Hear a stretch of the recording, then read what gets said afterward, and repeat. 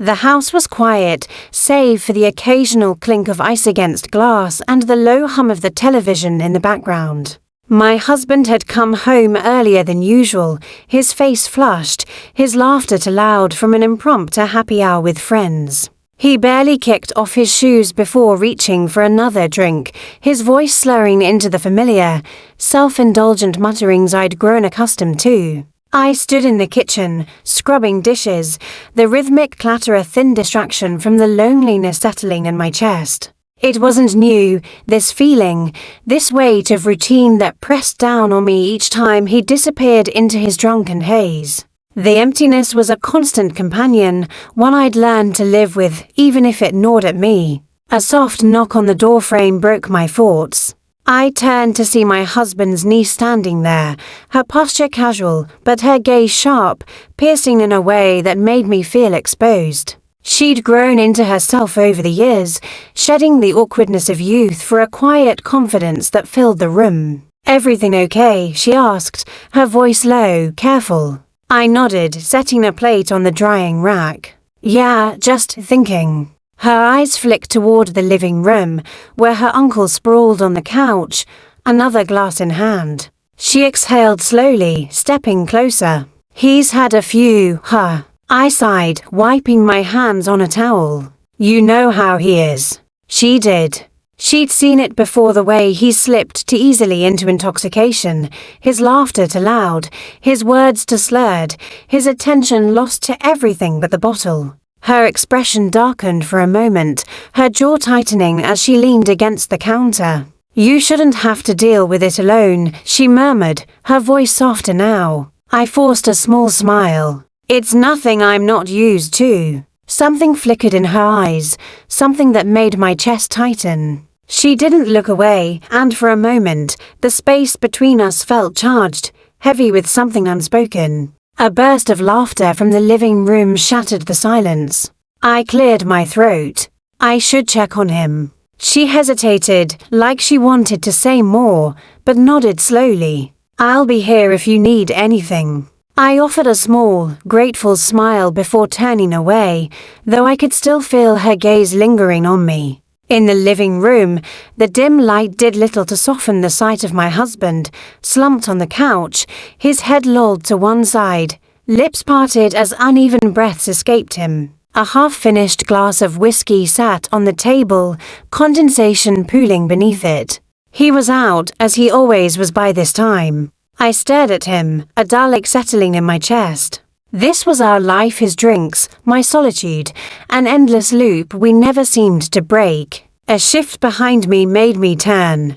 She was there again, arms crossed, her expression unreadable as she glanced between me and her uncle. "He's out," she murmured. I nodded.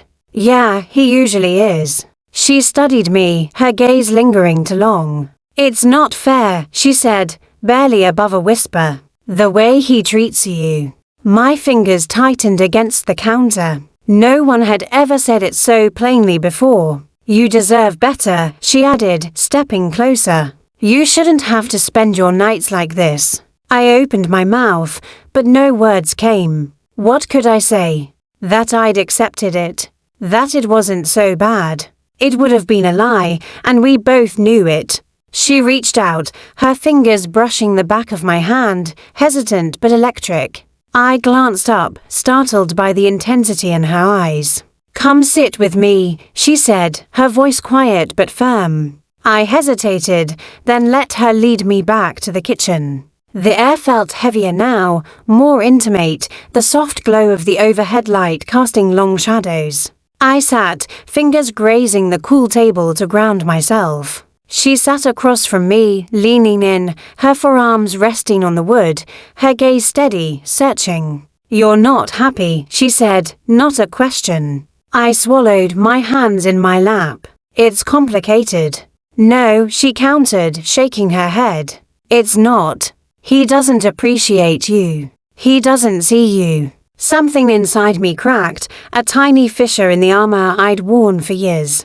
It wasn't just her words, it was the way she looked at me, like I was worth more, like I wasn't an afterthought. I turned away, blinking rapidly, but she didn't let me retreat. Her fingers reached across the table, feather light, closing over mine. "You deserve to feel wanted," she murmured, her thumb tracing slow circles over my skin. The warmth of her touch unraveled something deep inside. My breath hitched. I knew this was dangerous, knew we were on the edge of something irreversible, but I didn't care. I just wanted to feel something again. "This isn't." My voice was unsteady, soft. "We can't." Her grip didn't tighten, didn't pull. She just waited. "Tell me to stop," she whispered. "And I will." I should've. The words were there, teetering on my lips, but they wouldn't come. Instead, my fingers curled beneath hers, responding before my mind could catch up.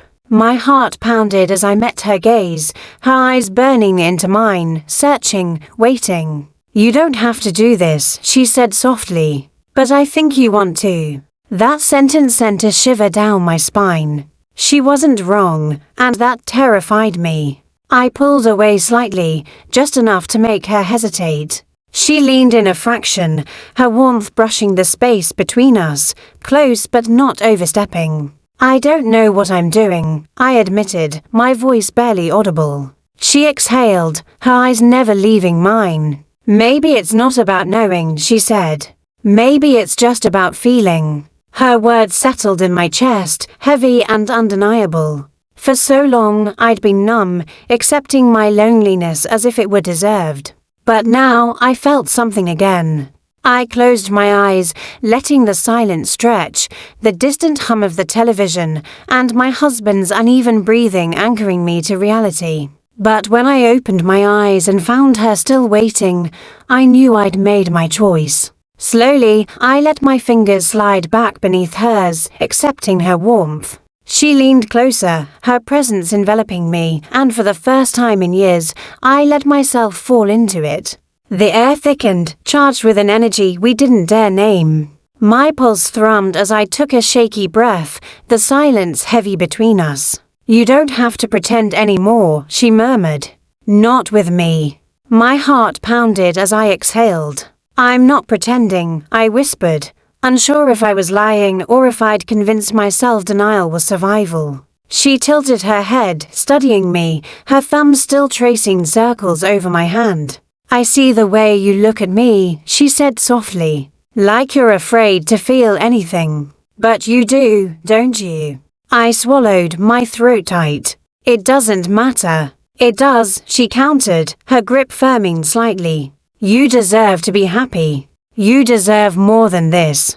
I pulled my hand back, pressing my palms against my lap. "We can't," I whispered. "It's wrong." Her expression flickered disappointment, maybe understanding. She exhaled, leaning back.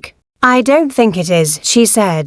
"Not when it feels like this." I stood abruptly, needing distance, my chair scraping the floor as I crossed my arms tightly.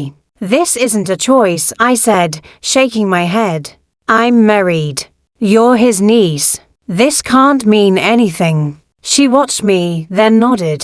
"If that's what you believe," she said carefully, "I'll drop it. But if you're unsure, don't lie to yourself." I turned away, gripping the counter, my breath uneven. I wanted to tell her she was wrong, that I felt nothing, but the words wouldn't come. They weren't true. I heard her chair scrape softly, her footsteps approaching.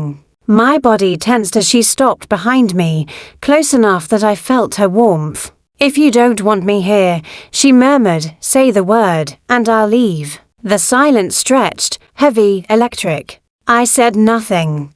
Her fingers brushed my arm, the lightest touch, sending a shiver through me. She hesitated, waiting for rejection, but I didn't move. My body betrayed me. She exhaled shakily, her hand sliding lower, grazing mine. I turned my head slightly, meeting her gaze. Her eyes were dark, unreadable but open, honest. A sound from the living room, my husband shifting, mumbling incoherently, snapped me back to reality. I yanked my hand away, stepping back so fast I nearly stumbled. "We can't do this," I said harshly, more to myself. "This is insane." She ran a hand through her hair, nodding. "I understand." But her tense jaw, her lingering gaze said this wasn't over. I hurried to my bedroom, closing the door, leaning against it as my breath shook. My skin still burned where she touched me. I pressed my fingers to my temples, willing rationality, but her voice echoed. Asterisk, you don't have to pretend anymore. Asterisk. The silence was deafening, her presence still lingering. A soft creak outside the door made my heart jump. I held my breath, listening. You don't have to pretend, she said through the wood, her voice barely audible. Not with me. My fingers tightened on the handle. I should have told her to leave, but I didn't. She stepped closer. Aunt Sarah, she murmured, cautious. You don't have to pretend with me. I exhaled, reality tethering me to my husband's distant murmurs. This is a bad idea, I whispered. Then tell me to go, she said simply, waiting. I parted my lips, but nothing came out. She stepped closer, her gaze steady. You don't have to say anything, she said softly. I just want to be here with you.